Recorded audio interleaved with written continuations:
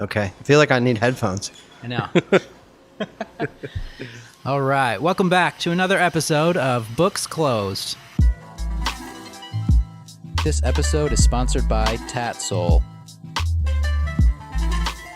Today we are broadcasting to you from beautiful and interesting Portland, Oregon.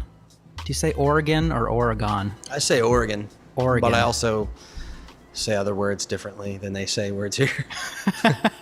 Say words like horrible. Horrible. I think horrible is East Coast. Yeah, maybe. I say horrible. You say horrible. Do you say orange? Yeah. Yeah, I say orange and horrible and What do you call those little things that you can sprinkle on ice cream? sprinkles. I don't call them jimmies. Okay, good. Yeah. Right. Then we can continue this Okay. conversation. Yeah. Jimmies. All right, so I'm here at a coffee shop this time, not at a typical tattoo shop, because tattoo shops are so last week. This week, we're doing the coffee shop thing. And my guest, Hey, I'm Seth. this is Seth. Ciferri. Seth Ciferri. You may know him. You may recognize him from the tattoo world or the coffee world or the machine world or the internet world or whatever world. You've been in a lot of worlds in your career. So this is a podcast about tattooing, but also about internet, technology, social media, all those things. You're a businessman. You've had many different businesses over time. What do you think the best thing about the internet is as far as starting a business? On the surface, it's just a reach that you typically wouldn't have, through traditional means. Without internet, there's a lot more legwork. It just, I don't know, makes reaching a larger audience a lot easier. Obviously, I mean, there's a lot of people on the internet. Do you think that it's harder to stand out though because there are a lot more people and a lot more other competing businesses? Yeah, absolutely. Yeah, I think so. Well, I mean, I think it depends on what you're doing. What have you done to stand out in the past? I don't think I have. No? No, I don't think I've done anything to stand out on the internet. I think there are people that do a much better job of standing out, and I think I'm okay at the internet in spite of myself. I'm middle-aged and I'm a dad, and I don't know how to use Snapchat. I don't think anyone uses Snapchat anymore. I think people do. The same week that I realized when I gave up on Snapchat was the same week that I first fell in the shower. And I was like, oh, okay, I'm old. I'm too old. And you had to install those handles to get yourself in and out of the tub. Yeah. I was like, oh man, I just can't do it. So when do you remember first joining the social media force? I think it depends on what you consider social media. If you look at the forums, the internet forums, that was about 20 years ago, and it's there's been a lot of different incarnations of things, not just the obvious big ones, but there's been all sorts of little ones that have popped up here and there. And I think I probably got on Instagram fairly early. Doug Hardy turned me on to it, and he was like posting pictures of cats, and I was like, oh, cool. There's pictures of cats. Yeah, the wealth of cats. And, well, I posted a few pictures of my kids, I think, were the first few things I put on Instagram, and then like a picture of a dog. And I was like, and then I realized that it was a tool. I didn't realize at first. I was just like, oh, it's a thing on my phone. And then I was like, oh, this is actually a massive network. Every day it was like, did you see this post or that post, and what so-and-so posted? And there wasn't even any explanation as to like what they meant by that. You just knew that they posted something online. It's like it just became a given. And to fast forward to now, I've always thought that, because we've seen different social media platforms come and go, and I think when they hit a critical mass, it's when there are more people trying to promote themselves or something than there are just normal people. And I feel like Instagram has kind of hit that point where there's more people trying to like sell you something or show you something or put it out, where it outnumbers the people that might actually get to. You know what I mean? Because like on MySpace, it got to a point where people were using it solely as a tool, to the point where no one was actually like a patron, I guess, to the things that people were trying to put out there. Yeah, it's kind of a two-edged sword, like sometimes it feels weird when multiple posts, consecutively will only seem salesy to me. Like for, me, when I use it, I don't really use it to sell machines anymore. And I don't really use it to push anything, because I think I've just gotten so tired of seeing that and feeling like I was part of that it's just become less and less. And now that I use it for, I would post a picture of my kids or of a tree or my girlfriend or a dog, and I lose followers because it's not, people are like, why don't you post more pictures of machines or whatever else? And I'm like, I don't know. Like, I'm not trying to sell anything, it's not what I'm thinking right now. I'm trying to have a life and kind of make this internet presence be like at least somewhat reflective or representative of my actual life, and not just the highlight reel that all the tattooers want to see, the tattoo fans. As far as selling machines on Instagram, because I remember when I first started tattooing, you had a website that pretty regularly you were putting a lot of machines on, and I bought a bunch of machines from there. But it must have been so much easier when you can just take some photos, put them right on Instagram, and then pretty much immediately sell most of the stuff you put up there. It changed the format completely. Yeah. Yeah, and I think that, most people that use the internet do so from a mobile device now. Yep. With our back end on for Black Claw, we can look and see how many people, literally what percentage come from mobile and what come from desktop or laptop or whatever. Yeah, it's like 88% or something. It's more than that. For us, it's 95%. Yeah, it's crazy. It's insane. And, knowing that that's the direction it's going, why bother, putting something you're selling on a website unless that's you really, if you're selling, like one of a kind items, if you're selling tattoo machines or a pair of vintage boots or whatever it is, if it's just a thing, it's almost a waste of time to put it on a website, because by the time it reaches the site, if you're doing it right, it should be gone. It should already be spoken for by that point if you're doing your job. Yeah. It's hard to get anyone to go to any website or to anywhere that's not just Facebook, Instagram, Twitter, wherever where they go. Like we're all forced to conform to this thing, and no matter what, I don't know. It's like we're captive to these things, and I think that's what is unsettling for a lot of people.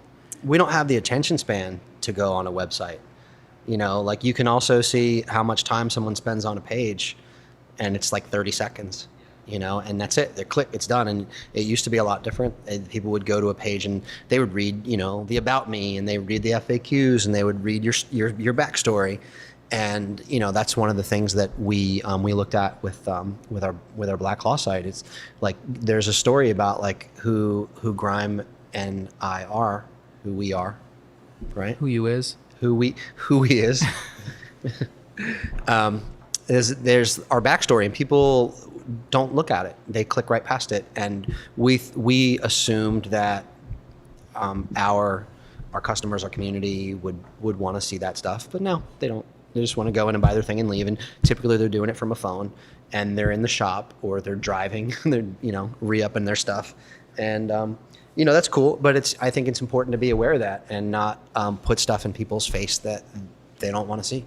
Yeah. It's almost like if you overdo it, you're missing an opportunity. Like you've got a certain amount of stuff that you can put out before it's too much. So it's like a delicate balance. Because if you're posting five things a day, check out this new needle grouping and check out this one, it's like people are going to stop listening after a little while. Exactly. I mean, and when there's so much of something, it becomes less interesting. When you flood it. If I were to post 10 tattoo machines a day, I don't think that I'd probably sell any of them. And I haven't tried to sell a tattoo machine in a while. I haven't even thought about it in a while. It's been nice taking a break. I've been getting into the shop a little bit more and making machines again, but I start wondering, like, how do I get this into someone's hands without putting it on the internet? Mm-hmm. Because I don't want to put it out there. I'd rather if I want to share it, maybe do it after it's already in someone's hands, not in a way that's like, hey, please send me some money. And what's your reasoning for that? Is that to preserve maybe something of what used to be, or is it just your own personal feeling on it? It's a few things. I think part of it is feeling like first off, I feel like there's enough tattoo machines. I feel like there's just, if every machine builder stopped making machines, there would be enough machines for a long time. Like, even for people to pass them on to their 8 apprentices, like, there's just enough, and there's enough stuff in the world. And I don't know, the last couple of years I've been kind of on this kick where I want to produce less things and less waste and consume less. And I just feel like I've just contributed too much to the heap, you know. And if people really want something from me, they'll get in touch, and I'll make it out of something that is already around, you know, like just some scrap or whatever. And I don't know, not make more stuff, you know. I just figured that was you flexing that you can make machines out of anything. No, I just would rather, I don't know, like. Is it a challenge? Is it more rewarding to you when you can do it that way? It's just more interesting. If you look at Instagram, it's obvious that anyone can make a tattoo machine, you know? Right. I mean, how well they can make it work is another thing. But for me, I guess what maybe would set me apart at this point was just that I'm not involving myself in that whole shit show. You know, I'm kind of over it. As like Instagram, for example, became more, you know, just dominating everything of how people put tattoo stuff out there. How did that affect the market? And as far as machine builders maybe taking ideas a little too much from other people and stuff? Well, I mean, it was like a gold rush, you know, like everyone treated the internet and machine making and tattooing like a gold rush, like a cash grab, you know, and people are more easily able to cannibalize it and, you know, grab a hold of what you put out, like, and they're able to copy it just as fast as you show it. And it, in a sense, has, you know, it sort of devalues things, you know, like, you know, it's like when you hear about a tattoo or a machine or a painting or something, and it's not all over the internet. You have to go someplace to look at it. It's a lot more exciting when you get there and you're like, holy shit, like I've always heard about this thing and now I see it. And you're going to take the time to really look at every little piece of it. Hold it, like literally smell it, like look at it, really check it out. And now it's just so fast. You know, click, click, click, click, you know, as fast as you can to get past it and look at the next thing and the next thing and the next thing and feed it. And like you can't consume it fast enough. And, you know, it's like it used to be where, you know, you go to a tattoo convention and you'd see people come up to your booth or someone else's booth and they would just flip through portfolios 2-3 pages at a time, you know, just as fast as they could, especially somebody like Chris Trevino's book, which was just filled with bodysuit after bodysuit, and you could spend hours looking at it. But I would see people go through his portfolio in 5 minutes.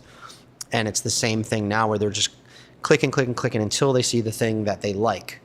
Or the they thing really they're like, and then they for. take a screenshot, and then they save that one little thing. And I don't know, I'd rather what I do not be part of the stuff that just gets clicked past.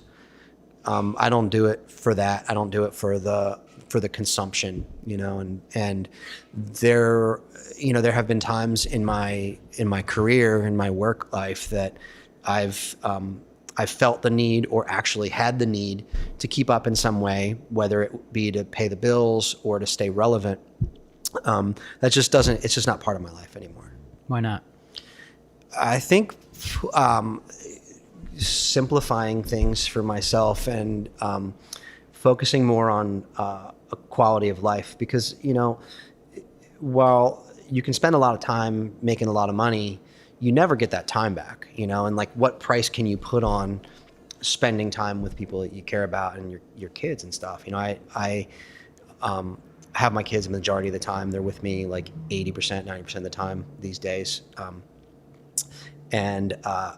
You know, when they were with me like half the time, I had a lot more hours to work. And now if I work those kind of hours, I'm finding myself away from them. And it's essentially putting a price on those hours that I don't get to be with them. You know, it's essentially like, this is what it costs for me to be away from my kids. And I'd rather not have the money and just spend the time with them, you know, because they're teenagers. They're going to be out of the house sooner than later. And I'm not going to wish that I had missed more time with them, Right. And there's always time to make more money. And, I have less money now than I've had in a long time, but my life is more simple and I think it's a lot more gratifying, to not worry about it, not have to hustle constantly, Just kind of grew tired of the hustle and like, oh, I better go make machines. And then it's like, I better sell these machines. It's just not fun anymore, How many machines, if you had to guess, do you think you've made in your life? Oh man. 2-3 dozen. That's what I thought. Yeah, a lot. It's been a lot. I don't know. I mean, in the probably 10,000 range-ish. Yeah. I don't know. I could probably do math and figure it out, maybe on an average. But there was a period where it was like 100 or more a month. Wow. And all by yourself, or did you have help then? I've had help in different capacities over the years. It's been, everything from just me or one person with me to like a shop with, literally 10 people doing different things like running an office, one person, managing an office, one person managing a website, one person, doing photos and handling Instagram, one person that was, winding coils, one person that was putting coils on frames, like, we had like a full operation where I was like paying for everyone's health insurance and the overhead in that was about $50,000 a month for everyone's, for the rent and all the materials, everything, their health insurance, all the stuff. It was a lot of money. So you have this minimum of like, this is how many machines I have to sell every month in order to get everyone fed, in order to make sure that the people that work with me who have families are able to get a paycheck, or they're going to quit and then I'm going to be screwed and then they're going to be screwed or whatever. So, let's just say the minimum is, 50 or 100 machines a month, and that's what I have to sell in order to break even. Here I am saturating a market to no one's benefit other than the paychecks for the people that work for me. And while I care about those people, it is harmful to me and the longevity of myself and my relevance in the tattoo business as a machine maker, but also to the tattoo community as well, because with that sort of quantity, it's really difficult to maintain that the level of quality that created the reputation for me to be able to sell that many machines. Yeah, I guess it's kind of a unique thing in that you really need to have your hand in a lot of the parts that matter. You can't just let it run itself in a business like that. Absolutely. And, even with, for the last, and after I stopped doing the shop that way back in, that was probably 2012-ish where You just made the decision to. It was a short period. It was like 2 years where the shop was like that. It was just too much. I couldn't deal. It was too much. So then I pared it down to 2 guys with me, and then I pared it down to 1 guy with me, and he was great. He was with me for 8 years, and it was this past May that we just decided to call it quits. And it wasn't because he was doing anything wrong. He was great. It was just that it was having to meet that minimum. It's not even worth it at that point It's at not, all. because I'm selling, 30, 40 machines a month, like a machine a day, and not keeping any of the money, literally not keeping a dime. And I looked at it, it was about 2 years of breaking even when I was just like, well, I just can't do it anymore. And I like was going to call it quits. Like in December, and then I was like, shit, Christmas is coming up. And then I was like, his anniversary is coming up. And then it was New Year's, and I'm like, okay, I'm gonna do it right after the New Year. And it was something else. And then finally in May, I like went and had a talk with him, and he's like, okay, it's cool, whatever. He's like, I figured it was coming, And back to the welfare office. Thanks, Seth. now he'll be great. He's got a job, but he got a job quickly. Yeah. Yeah, if he was the one guy that you kept, he must have been pretty good. Well, he was also really well paid, which was expensive, because after 8 years of raises for a person who's your right hand, it gets really expensive, and I really care about the dude a lot. So I was willing to hand over a machine business to him and basically say, hey, dude, if you want to sell machines, if you want to do your own machine thing, I'll fully give you my blessing. I've already shown you everything I have to teach anyone.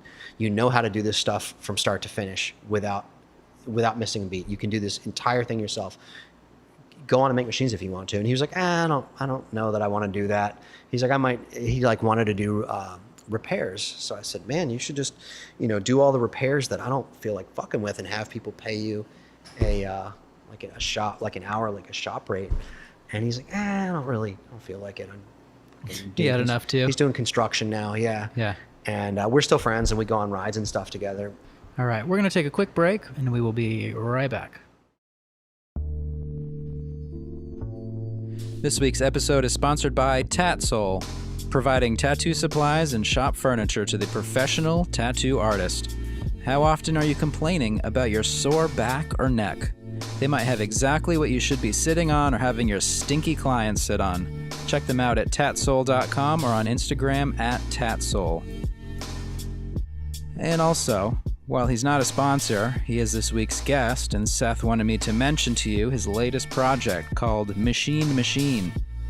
It's an online video workshop for professional tattooers to teach you about machine function, liner versus shader, and a better understanding of the physics behind springs and their relation to frame geometry. Rotaries are great, but are you using them because you don't actually understand your coil machines? Do you even have coil machines? It's not something to be ashamed of. And this is actually a pretty convenient solution to that problem, since you can watch these videos from the comfort of your own creepy little home. The course starts on Monday, August 20th. Enrollment's only open until Sunday, August 12th. So if you're listening to this episode right as it's released, you still don't have much time. Go to machinemachine.co and sign up before it's too late. The course costs $400, but if you use the code BOOKSCLOSED, all one word, when checking out, you'll get $50 off. At that price, you gotta figure you've got a drawer full of coil machines you never use that each cost more than this course. So put the value back in those machines and continue on your lifelong journey towards actually knowing what the fuck you're doing. Again, use code BOOKSCLOSED when signing up on machinemachine.co and enroll in the course now for just $350. All the specifics and additional info about that course is also on that website. All right, thanks for hanging in there. I think we need to get into the topic of the Reed Street Forum. I knew that was coming. Yeah, so for people, if listeners don't know what that is, just give a brief overview of what the Reed Street Forum was all about. The Reed Street Forum. It was actually, it came about when I got my first website. My buddy Aaron, who I grew up with in Baltimore, was a web developer, website builder guy. And when he put my site together, he's like, do you want a forum? And I was like, what's a forum? And he showed me like some car forums and shit like that. And I was like, yeah, that sounds like a good idea. He's like, it'd be, good for your shop, good for machines. And I was like, all right. And we put this forum up, and at the time there was one, I believe, and I think it was called the Starlight Tattoo Forum, and there were probably, I don't know, 10, 15 members or something. It was just like a handful of dudes that would argue, and like 2 or 3 good tattooers, and the rest were like fucking total scratchers. And I had built the forum, and I sent a message to a couple of the guys on there. I was like, or I might have even posted like, hey, I'm doing this thing.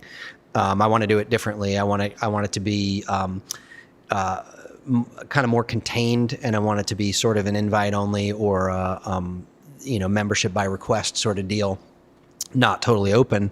And people started jumping on it, and I think what really helped early on was that, like, Aaron Kane was active, and Grime was active, and Dan Gilsdorf was part of it, and there were a lot of my peers were kind of in on it, and we were all having a lot of fun with it, and it grew and grew and grew to the point where I was enlisting the help of like moderators and administrators that were volunteering to kind of keep things rolling for us.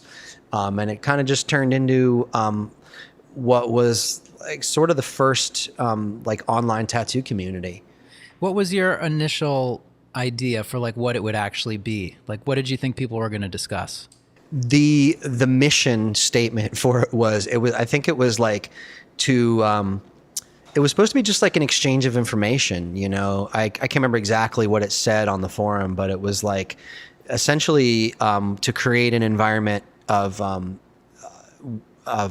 professional tattooers exchanging information and like critiquing one another's photos and saying things that you typically wouldn't put out there, but knowing that you were in the company of professionals, it was okay to talk about that stuff. So as the forum grew and it kind of developed itself a bit, there's kind of a culture to it, I guess. Right. Like how would you describe the kind of environment that the forum became after more users were getting on there? It was always, I mean, for the most part, really lighthearted and fun. You know, it kind of caught I guess caught a bad rap as being elitist just because it was kind of a closed door thing and you had to submit an application or a membership had to be approved, you know, so that sort of pissed a lot of people off. And it it's sort of like begat all these other forums that people were like, well, fuck that guy, I'm going to do my own forum. And like, then it was like 18 different machine forums and, you know, and that sort of, well, we can get into that in a minute.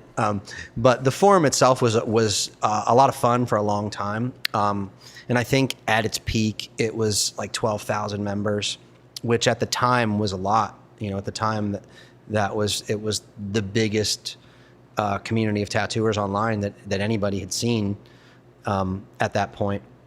I didn't realize going into it that it would be such a vehicle for sales or advertising or anything. And people started approaching me to want to buy banner ad space. And then I was bumming people out for choosing one person's banner ad and not another one. And, you know, it was almost like the MySpace top friends deal where like people would get mad that you weren't in their top 8 if you didn't let them put a banner on your site, and people would like want to trade banners with their forum and your forum and all this incestuous bullshit. And I had no idea that it was going to be like that. But you know, it's sort of, I think with it being a thing that some people felt excluded from, that sort of created more and more and more forums kind of popping up, and each of those forums kind of had their own little following. And then once people had their own following and their audience, then they were like, well, I should start making machines and sell them to my audience. You know, that sort of became the business model for a while, which wasn't what I intended. Yeah. But it did generate a lot of interest in my machines that I didn't expect. It was kind of out of nowhere. Because I didn't go into it expecting that. I was like, oh, that would be cool, but I was new to the internet, you know? Right. And it's funny that being new to the internet, you still came upon this idea and this thing that really turned into a big thing for tattooing. You know, like most people are on it, and some people can say that maybe marked where too much information started to be given away. Yeah. But at the same time, those same people probably have a story of something that they learned that they still think about today. Yeah. You know, basic stuff. So it's well, it easy wasn't to like reject that, but from where I'm sitting, I think it was a good thing. Well, it wasn't like it was a how-to of tattooing. Right. I mean, I think that the most beneficial stuff that was on there was, you know, like being able to see like up close photos of Aaron carving frames, or of people's Mike Dorsey's paintings or BJ Bett's paintings, or you know, getting really harsh real critiques from people like Grime. That was the real stuff. There was never a like, this is how you tattoo kind of a thing. And I think that people sort of have this assumption that it was like this like a tattoo school kind of a thing almost, but it wasn't. That wasn't it at all. It was like, this is what happened in my shop today. Here's photos of, you know, some asshole that came in or whatever. You know, here's pictures of a tattoo I did, or a funny story, or like, this is the shit we got into, you know. And there'd be these epic threads about people's experiences that were for the most part just funny.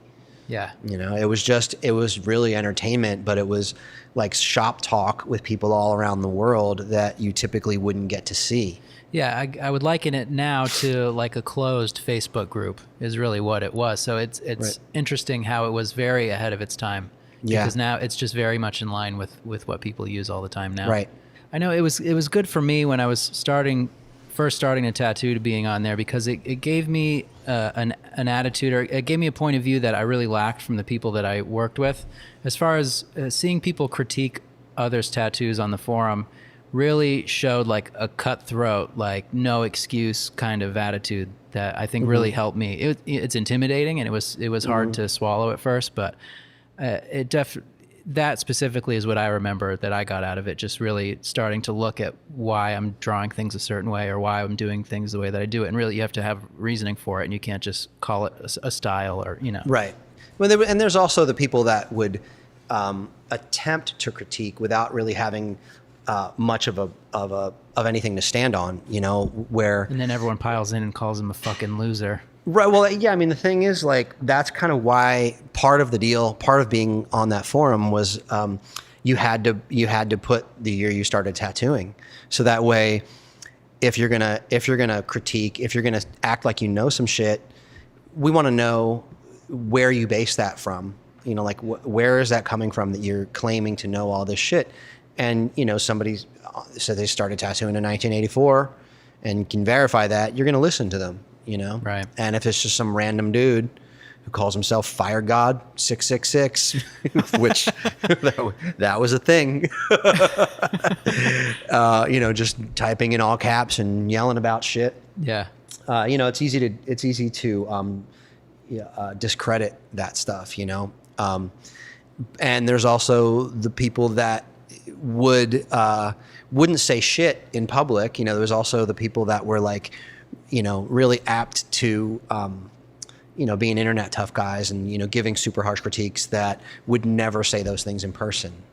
And, you know, that is sort of kind of taking the bad with the good. You know, you have to sort of filter stuff out where you can. Do you think that there's room for something like that to ever emerge again?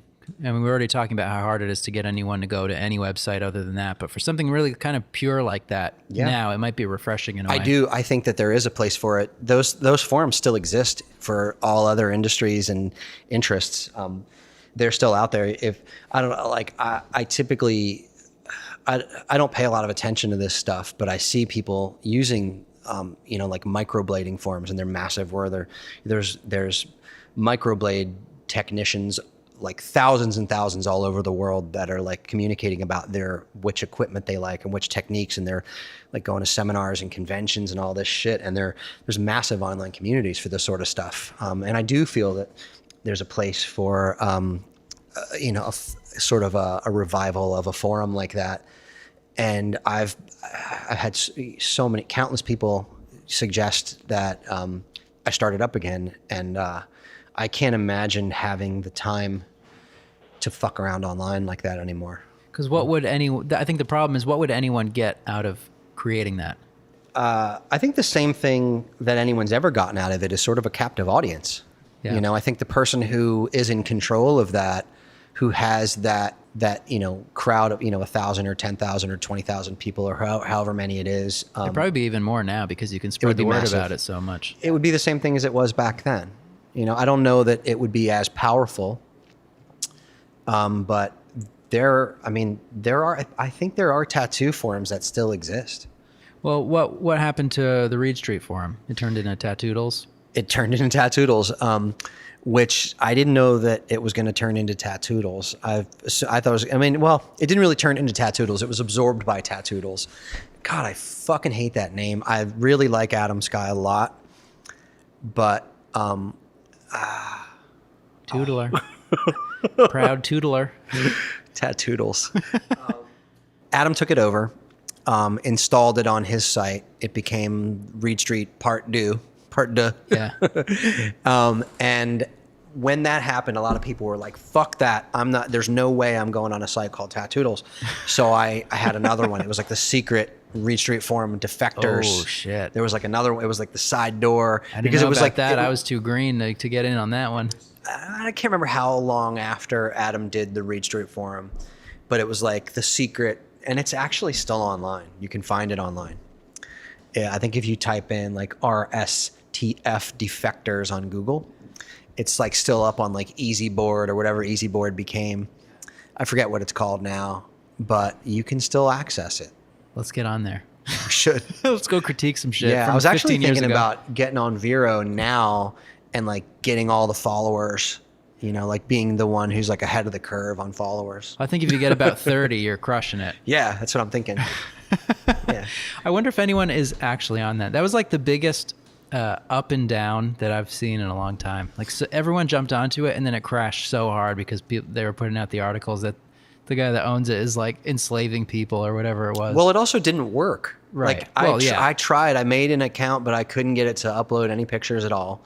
And everybody's like, everyone's switching to Vero. I'm like, fuck, man, I gotta be part but we of that. all knew that wasn't going to happen. I didn't know. But no one wants to be left behind. You're going to be like, Exactly. well, I want to get on it first. But it's so I know. crazy how everyone does the same thing. Yeah. And even when you realize that, Yeah. you'll still do it. How many people do you think felt slighted when the Green Circle thing came out that they weren't invited to be part of it? Like instead of like there were The another same number of people that were very pissed about it. right, but I mean, do you think that like any of the people who were pissed about it were actually just fucking insulted that they weren't invited to be in the elite crew that changed tattooing? Well, they never admit it. But I would say that the people that maybe were the most vocal to denounce the people that were involved with it would also have a very hard time turning up an opportunity like that. Oh yeah, I've always wanted to like, because there are a lot of people who are really outspoken about Ink Master and the shows, and I've always wanted to like prank call them as producers. Yeah. And like get them to agree to be on the show and then blast them. We should do a prank call episode. Dude, that was when I had Reed Street. I had this kid working with me who he was supposed to be my apprentice, but we just fucked off all the time. He didn't really start tattooing. Maybe he did like a couple tattoos when he worked with me.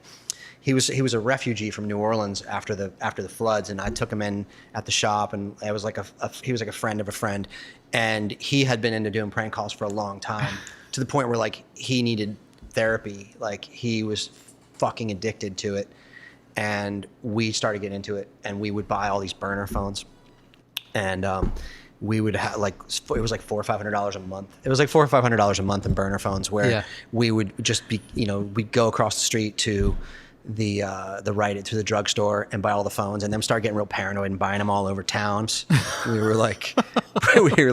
we had a list of people, and every day I'd come into work, and like Chris, Stinky Chris, he was my dude. I'd come in and he'd be like scrubbing tubes, and I'm like, "Did you call Tom Fisher?" And be like, "Oh shit!" I'm like, "Fucking call Tom Fisher." And like that was like the list of things to do in the morning, was like make all the prank calls, then scrub the tubes. Like, got prioritize here. I mean, that shop was a shit show. We'd throw water balloons in the shop, and you name it. A lot of serious work going on in there. Oh yeah, it was so good. Yeah, it was so good. I love that idea of approaching people with different business propositions to see how loyal they are. Right. Yeah, they're exactly. calling Like people you call sellouts. somebody and you're like, "Hey, I'm calling you from Ink Master, and I'm a producer." And like one of the best calls we had, there was a shop called Bad Ronald's. It was legit called Bad Ronald's. And A tattoo shop. Mm-hmm. Bad Ronald's. Yeah. Where was that? It was in Pennsylvania, like York. It's closed now. Mm-hmm. And shocking. There was this Irish lady, thick Irish accent. She'd answer the phone. She was the piercer, and her husband or boyfriend Ronald was the tattooer. And we'd call her all the time, and it was always we'd call her, and it would be like calling, like ask for a price, like how much for tribal armband or Celtic armband or whatever. And it was always like, "Okay, cool. Well, I'll come down, and maybe when we're done, I can use your mouth as a pussy." And this woman would lose her shit because every fucking time it was always the same punchline. It was always, Right. "Well, maybe when we're done, I'll use your mouth as a pussy." Every time, no matter what it was, a piercing, an armband, a dolphin. And then we called him and interviewed him for a tattoo magazine. And we're like, it's Marcus from Tattoo Magazine. And interviewed the guy for 20 minutes on like his technique and his background. And he's just like, oh, I can't wait to see this. Like, yeah, we're going to send a photographer down on Wednesday if you're going to be around. And when he's done taking pictures, maybe he'll use your mouth as a pussy. And fucking dude lost it. So like the coup de grace of that series with Bad Ronald was fuck. So good. Fucking, we're like, Chris and I are hanging out. It's like 3 a.m. and we're like, want to call him at home. We're trying to find this guy's home number. And we're like digging through tax records online. We're like finding the property owner and like hoping maybe his name's not really Bad Ronald. We call the number that's associated with the tax record, and it's his landlord for the tattoo shop. And it's like 3 a.m. And my buddy Chris is like, this is Officer so-and-so, and there's been a break-in, and we need to get a hold of your tenant at the tattoo shop. And so Bad Ronald calls. He's like, what's going on? He's like, oh, there's been a robbery at your place. There's some broken glass and some of your stuff is missing, but we've apprehended a suspect. We've got him at the station. We need you to come down and ID him. And he's like, okay, I'll be right down. Okay, well, maybe when you get down here, I can use your mouth as a pussy. And it was just that a lot. Yeah. It was just that. It was a lot of that. That must have driven him nuts. Oh, it was a nightmare for him. Did you ever record any of those calls? Oh yeah, there were thousands of calls recorded. I don't know that we should use any of this on the podcast. Yeah, we'll see. Maybe a little bit. I don't know that we should use any of this. So, since you're in the tat supply biz, someone brought it to my attention recently about micro. What do they call it when you stipple someone's hair onto their head? Do you know what I'm talking about? It's something pigmentation, micros. Yeah, micropigmentation, or like I don't know. It's for bald people, Right. and it can like. Yeah, I don't know what it's called. I've seen it. Yeah, it can. I've seen people do a really good job of it. Yeah, it can really give a convincing look of like a hairline and stuff, like you have a really tight haircut or something. But someone asked me if I was aware that like supplier websites for people that do those hair tattoos, they're just like cartridges, like any tattooers would use, but they're marked up like 10 times higher. That's good to know. Crazy. So what I'm here to ask you, welcome to Books Closed Shark Tank edition. Now, Sharks, I'd like to give you my pitch. I waited to do this in person. This isn't even a real podcast. But how crazy is that? It's insane. Yeah, I am aware that there's a massive market for it, and because they say these are specially formulated cartridges. Yeah. Compatible with Bishop rotaries, of course. So that's the same thing. Right. And I didn't know what that stuff cost, so I looked it up on like Kingpin, and then I compared it to what it was on like hairtats.com or whatever they sell it from, with like some slick micro pigmentation site. And it's like Brow Pro or whatever. Yeah. It's like $600 for 100 cartridges or something. It's insane. It's insane. Yeah. But they don't care because I'm sure it costs a lot to do that procedure. So it does. And these are like middle-aged housewives predominantly who are taking up that practice, because they're like, it's like the new like easy tattoo at home kit, like you can be a tattoo artist too. Can you imagine if your whole day, every day, consisted of dotting people's hair? No. How tedious is that? Ask Thomas Hooper. Damn.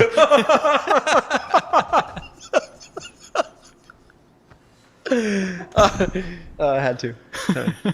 I mean, what's the lifespan of someone who does that for a career? A year? Because they can't afford. I don't know. I feel like equipment. there's people who. There's a dude who's really good at it. We posted one of his pictures on Black Claw because he uses Black Claw needles. I think he uses a single. He doesn't. I don't know that he uses cartridges at all. I have no idea, but I know that he uses some traditional bar needles, and his result is insane. Yeah, it's pretty nuts. So at this point, how much do you keep tabs on tattooing in general? None. None at all? Not really. No. I mean. No, I really don't. I don't keep tabs on tattooing. I mean, well, I'm aware of stuff here and there, but I feel like I learn about a new tattooer at least once a week. Someone, like I look through the Explore page more than I will the feed on Instagram, and that's kind of how I'm finding out about stuff, or people or tattooers or whatever. And I'll look through the Explore page and I'll click on something that looks cool, and then I'll realize I've never heard of them, and then I'll go down this wormhole of like looking at their stuff and realize that like they and everyone they follow does killer tattoos, and they've all been tattooing like 1/10 of the time that I have. Yeah. And they're great. And then I'm just like, fuck it. What else is there to look at? What do you think is the biggest contributor to people getting good so fast? I think it's the availability of information, the availability of equipment. There are more good tattooers now than, when I started tattooing, I hate to say it, but the guy who I did my apprenticeship with didn't know what the fuck he was doing. Like I think he meant well, sort of, but he was like a scummy biker dude who outlined everything with a single or a 3 and filled it in with a 14 round and didn't know how to tune a machine. And now there are just more and more people who can put on good tattoos and who can teach people to put on good tattoos. And, of course there's the people who are self-taught, and by and large, most of them aren't very good, but there are the people who are smart. They're intuitive people. And it's not, if you have the right equipment and you're able to see it, I guess the combination of like the equipment that's available now and the information that's available now it's better than a shitty apprenticeship, because that's true. I spent a year just fucking people up because my boss didn't know what he was doing. If it were a year of like using real equipment with real needles, real pigments, and watching videos over and over again, I probably would have learned a lot more. He was cutting people using hook needles, using dirty needles, like all the wrong shit, blowing into his tube to clean out the excess water, and like, giving people staph infections and strep and whatnot. And anyone who starts tattooing now knows that you're not supposed to do that. There's right. Like so much more education available, where like, I think at this point, anyone doing bad tattoos has no excuse. Like what excuse do you have to do bad tattoos now? Right. Yeah, because you can get all the information and it's totally free. It's just all there for the taking. It's all there. And I mean, you can buy, the best needles that have ever been available. You can buy the best machines that have ever been available, really good pigment.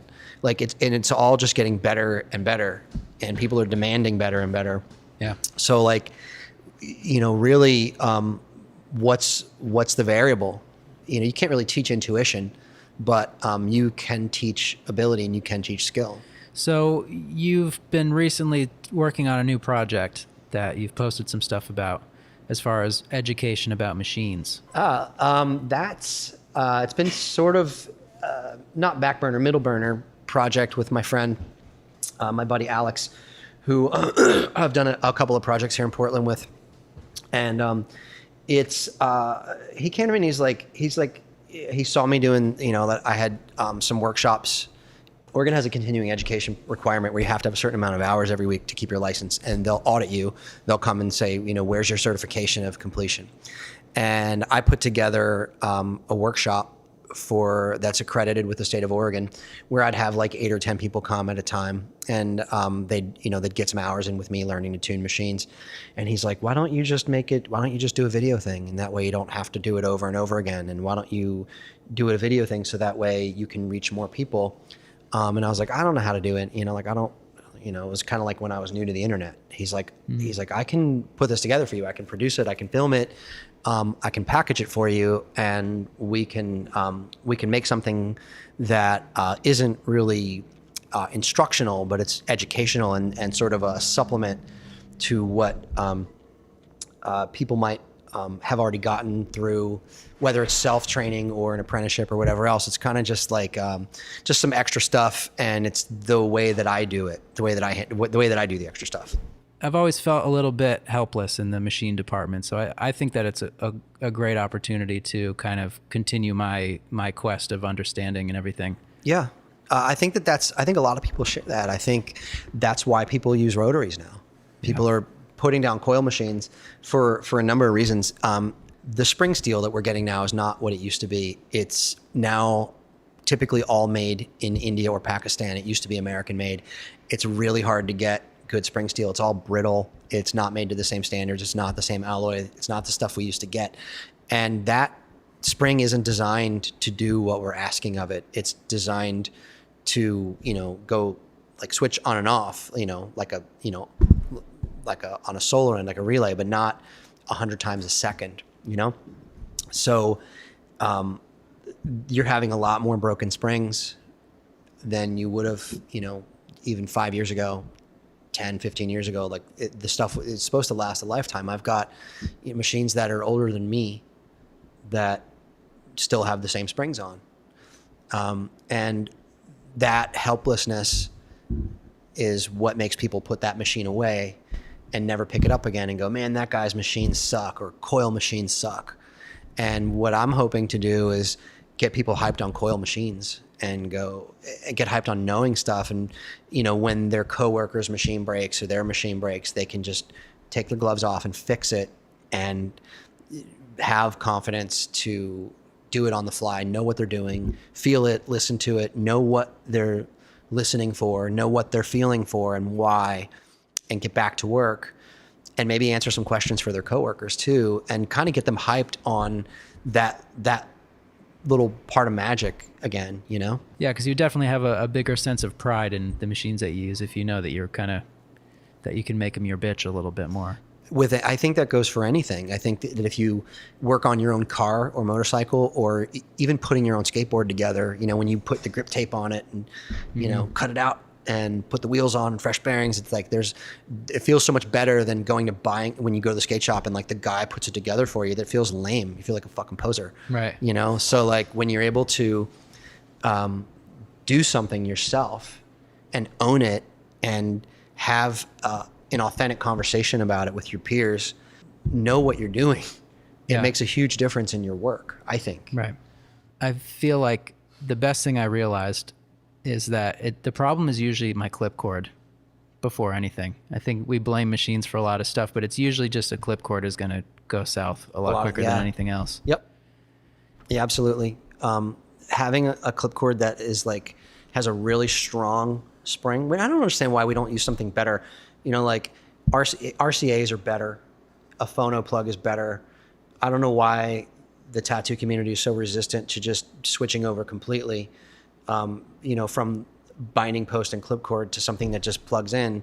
I mean, can you imagine charging your laptop with a clip cord? Right, right. And there's a reason why nothing else uses that. No other industry, no other business or craft uses that setup. Mm-hmm. So why don't you put RCA plugs on every machine? The rotary crowd is kind of pushing in that direction. And I think that as a coil machine builder for years and years, I've always discussed this with people like my peers, like Aaron Kane. He'd always be like, fuck clip cords, and we would talk about wanting people to switch to plugs.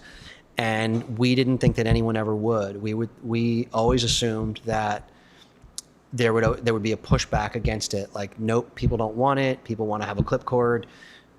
So we've always been apprehensive to sort of make that be our thing, and now it's like, man, we totally could have done that. The rotary guys all do it. All those pens have plugs.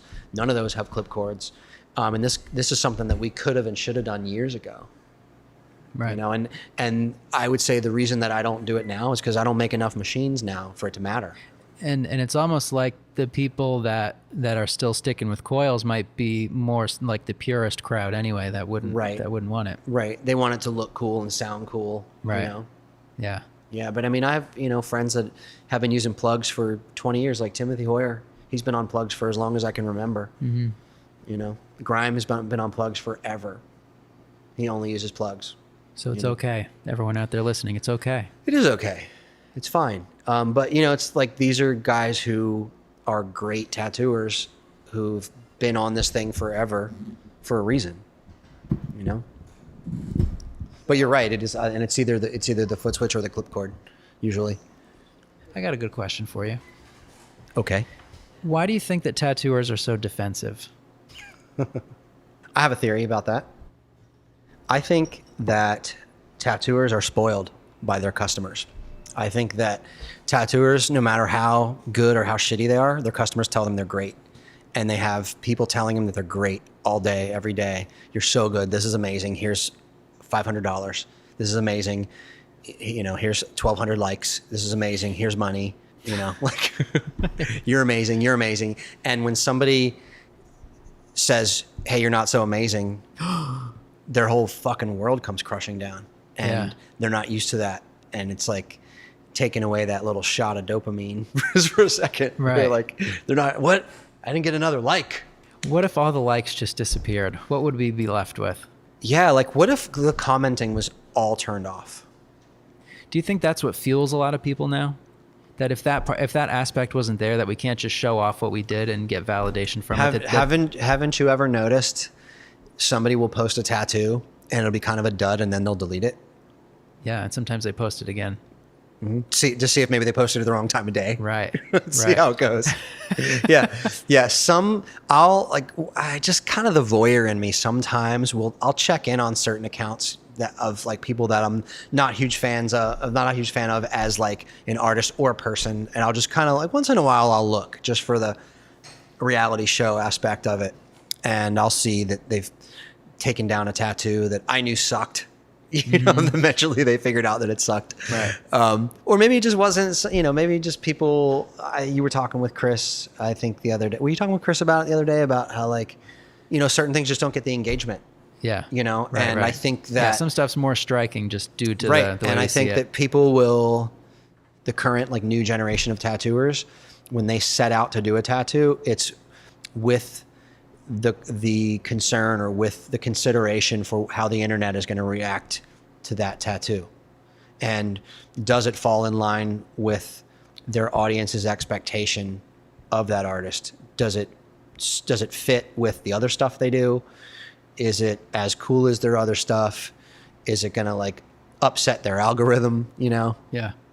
I've said that if I were to have an apprentice, I wouldn't let them have an Instagram. I wouldn't let them like show their stuff and get followers, because I feel like earning a clientele and earning a following is something that comes later. I don't think that you should get recognition before excellence. I think that it should be accomplishment first, then recognition.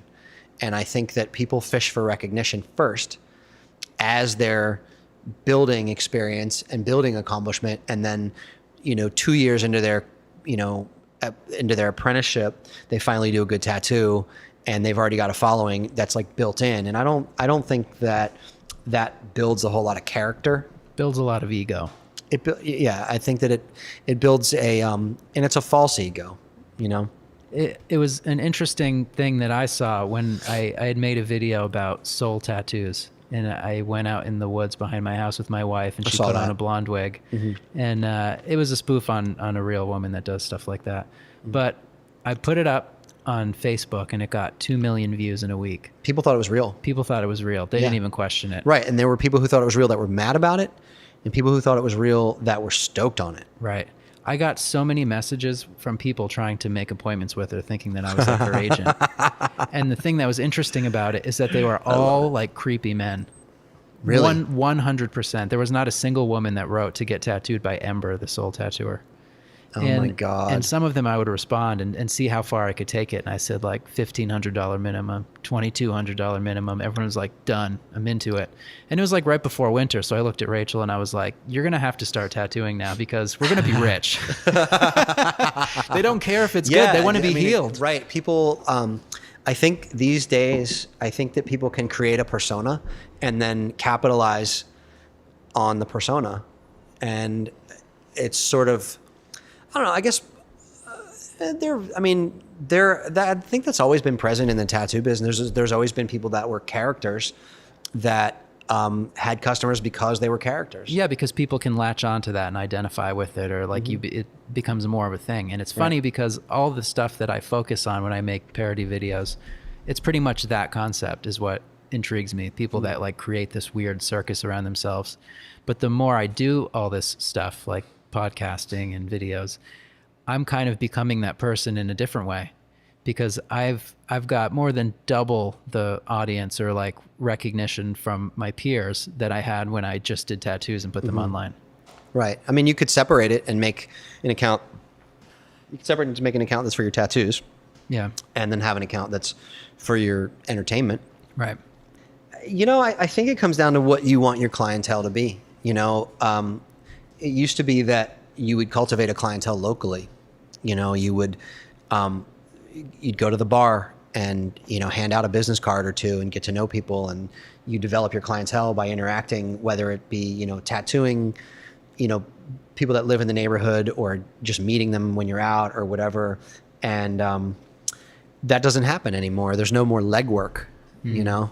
And I think that there are people, there are tattooers that don't exist really on the internet, that have people that, look at Grez, you know, he's not on the internet. He doesn't involve himself with that, yet he's doing fine. He's books closed. Yeah.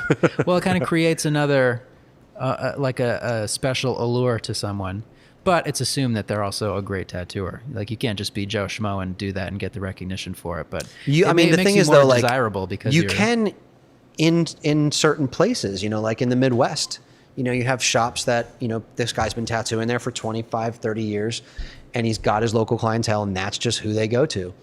And like you know, the guy who I started working for, he had lines out the door all the time, and he was legendary in our area. He sucked, and he was legendary. And he cultivated that clientele for himself without the internet. Yeah. And I guess, you know, there's something to be said for, you know, needing that now. But I think that there are people who disprove it all the time. You know, I think it depends on what your target audience is, like where, like in what level of the tatosphere you want to be. The tatmosphere. So do you have any good, any stories? I like to try to end on a more fun note. When I tattooed Chad Keplinger a really long time ago, and at that point he wasn't Chad Keplinger. He was just, you know, he was some guy, you know, he wasn't like fucking a powerhouse tattooer, you know? Yep. I was, I think it was Atlanta. I was sharing a booth at a convention with Grime, and Chad he had just started tattooing, and he wanted his fingers tattooed, and he wanted hold fast on his knuckles. And I don't think I don't think he had anything else on his hands at the time. Now, luckily you can't see them, what I put on him, but he wanted to get hold fast. And I drew it on and it looked okay. And I told Grime, I was like, I'm going to do the A upside down. And he was like, why? I was like, 'cause it's fucking gangster. And he's like, no, you won't. And I was like, yes, I am. Watch. And I like, just without even telling Chad, just did it. I just did the A upside down. And he looked so panicked. He's like, what? And I was like, it's gangster. And he's like, oh, okay. And he like didn't say shit. And ever since then, I've wanted to get tattooed by Chad, but I'm fucking terrified because like I'm wondering what's gonna happen. Yeah, anything's on the table at this point. Yeah, and it would be fair. It would be fair. Felt terrible about that one for a really long time. And I remember him telling me that it was me. And he's like, yeah, you did this and this happened. And I was like, oh fuck. I'm sorry. like that was such a dick move. I have enough shitty tattoos as a result of that experience, I think. It's only fair. Yeah, and I still have them. So from here, where do you think this crazy train called tattooing's headed? Whew. I don't know. I mean, it seems like it's only building speed, and it's only building more and more momentum. You know, I think the New York Times today did an article about tattooers who are millionaires. Great. Mm-hmm. That's what we need. Yeah. I mean, it wouldn't be the first time that there's been stuff published about how much money we make. Remember when I started seeing when they would do the yearly thing where they put like average, like annual salary, and then you'd start to see tattooer on that. Yeah. On that Well, list there was kind of a backlash about that some years ago. There was a lady tattooer, I think she was in upstate New York, had kind of said some stuff publicly about the kind of money that tattooers were making. And, you know, one, people were upset that she would divulge that. Two, people were upset that they weren't making that kind of money. You know? They were like, fuck her, she makes too much money, or fuck her, they shouldn't say how much money we make, you know? But the guy that I worked for drove a flashy car and had all sorts of jewelry. And, you know, it wasn't surprising to me when half of our clientele wanted to open tattoo shops. Yeah. You make it look so good and so easy, you know? It seems like anyone can do it. Yeah. And that guy's level of ability was, I mean, it was mediocre at best. So like, you know. Yeah, it's crazy small town tattooing, what you can get away with. You can get away with anything. I always wonder about the tattoos that don't get photographed or don't get on the internet. Yeah. They're probably all on the dark web. No, I mean, I have a tattooer buddy who is a professional cyclist who was a professional cyclist that got banned from cycling professionally because he bought a Chinese boner pill and it had some shit in it that gives rats cancer and apparently shows up as a steroid. Ooh. Or like some kind of a doping situation. It happens. But it makes you hard as a rock. Fucking research chemicals, man. I'd be scared to take anything that I acquired that way. Yeah, you live on the edge a little bit. I don't live on the edge. Yeah. You don't seem like a guy who lives on the edge. No. You'll probably live longer than I will. Maybe. We'll see you in hell. Yeah. And with that, let's wrap it up. We've talked about it all. We figured out tattooing, so I hope that you guys all got a great insight into what you should be doing because we are obviously experts. I don't know if I'd go that far.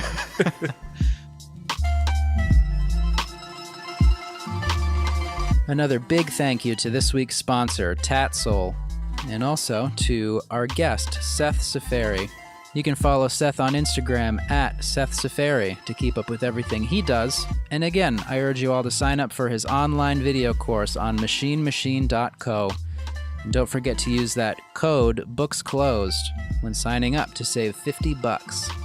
And I do want to say, after spending some additional time talking to Seth after this interview, I think I'd describe him as a bit of a mad scientist. He gets into a lot of projects and has a passion for making stuff and for problem solving, and it doesn't really seem to have dulled at all over the years. You can follow me on Instagram at Andrew Stortz and find all info about this show on our website, booksclosedpodcast.com. Keep the messages coming to our voicemail line, 857-444-0662. Feel free to leave any comments, questions, critiques, just general thoughts, whatever you want to do. It's fun to get the messages from you guys. I've gotten some great questions so far that you will hear in upcoming episodes for sure. If you're enjoying this podcast, please leave a rating and review on iTunes or wherever you listen from. All you have to do is tap those 5 stars. It really helps the show. And next week, I will be back with probably the coolest human in tattooing in maybe the world, Freddie Corbin. See you then.